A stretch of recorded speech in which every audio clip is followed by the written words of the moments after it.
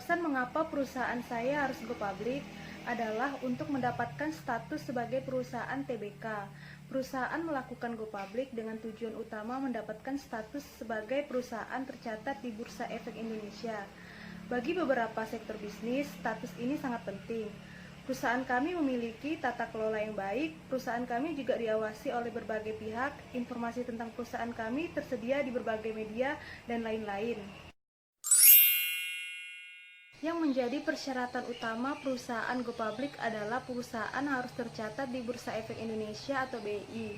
Sebagai pihak resmi yang mengadakan dan mengelola transaksi dalam pasar modal, pencatatan ini tidak sembarangan. Ada kualifikasi khusus yang harus dimiliki perusahaan agar bisa terdaftar dalam BI. Kualifikasi pertama mengenai unsur-unsur dalam perseroan harus jelas tertata. Hal ini dapat dilihat dari struktur organisasinya. Lalu, yang tidak kalah pentingnya yakni laba. Selanjutnya, kepemilikan atas aset pun harus diperhatikan. Perusahaan yang tidak memiliki aset nyata yang diperoleh dari total aset dikurangi dengan kewajiban pajak. Tidak bisa go public, besaran aset nyata ini pun telah ditentukan. Ada ambang batas minimal yang harus dipenuhi agar perusahaan bisa tercatat di BI dan dapat mengikuti initial public offering. Ada beberapa proses yang harus dilalui perusahaan untuk go public, antara lain, yang pertama, tahap persiapan. Tahapan ini merupakan tahapan awal dalam rangka mempersiapkan segala sesuatu yang berkaitan dengan proses go public. Yang kedua, tahap pengajuan. Pernyataan pendaftaran pada tahap ini, perusahaan menyerahkan kepada lembaga terkait atau Otoritas Jasa Keuangan, OJK.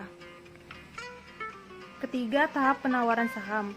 Tahapan ini merupakan tahapan utama, karena pada waktu inilah emiten menawarkan saham kepada masyarakat. Penawaran saham di pasar perdana atau IPO. Perusahaan go public memiliki banyak manfaat yang diperoleh perusahaan setelah IPO. Selain itu, dari sudut pandang eksternal, nama perseroan menjadi semakin terkenal dalam masyarakat. Konsekuensi jika perusahaan memutuskan untuk go public. 1.